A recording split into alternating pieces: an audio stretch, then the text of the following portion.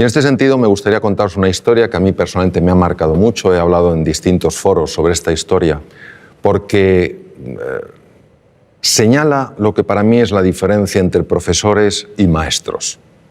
En 1951, en la ciudad de Detroit, nace un joven, un chico de color, que pronto nota lo que es la pérdida, porque siendo jovencito el padre se va y se queda la madre, una mujer que no tenía estudios, una mujer que se había dedicado a cuidar de sus hijos, y se ve con esta situación, con la situación de que tiene que sacar adelante una familia sin que en ese momento entrara ninguna ayuda económica.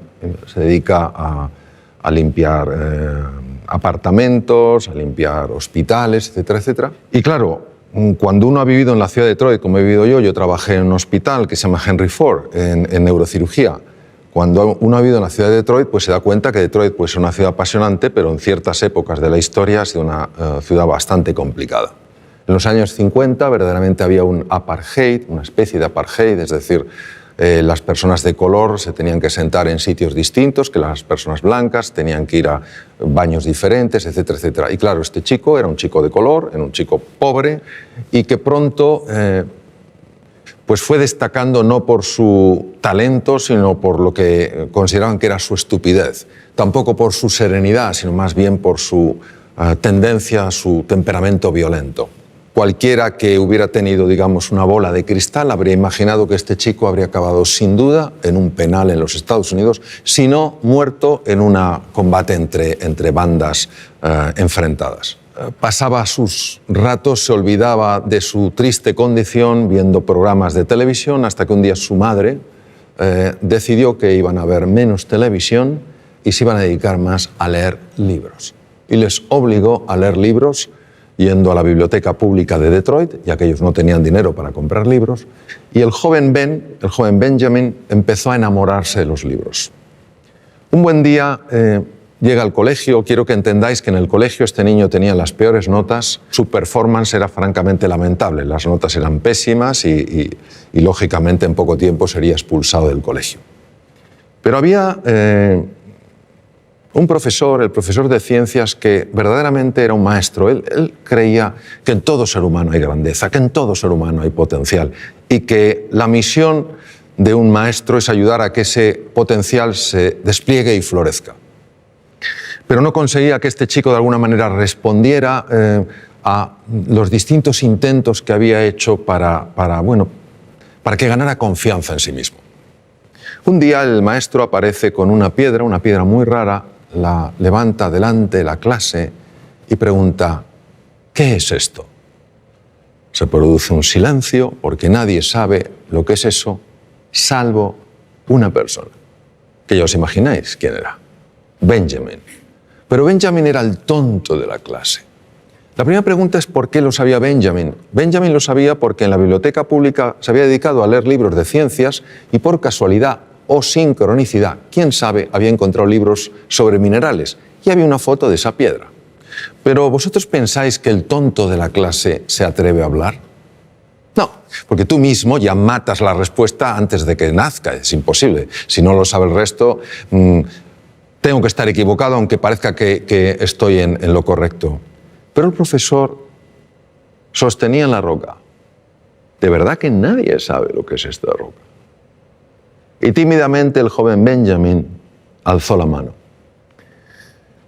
Cuando una persona solo ve el performance y solo enjuicia a los demás, es muy fácil decir: venga, Benjamin, ¿cómo lo vas a saber tú?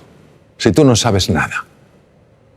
Pero aquel profesor mantuvo un espíritu curioso, interesado. Él sabía que en todo ser humano hay grandeza. La buscaba, la llamaba constantemente. Benjamin, ¿tú lo sabes? Sí.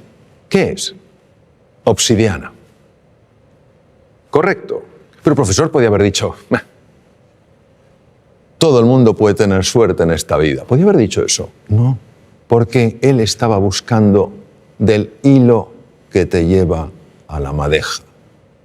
¿Pues sabes algo más de la obsidiana? Y vaya que sí sabía el joven Benjamin. Empezó a hablar sobre la obsidiana, las temperaturas elevadísimas, luego el frío, cómo cristaliza la roca, etcétera, etcétera.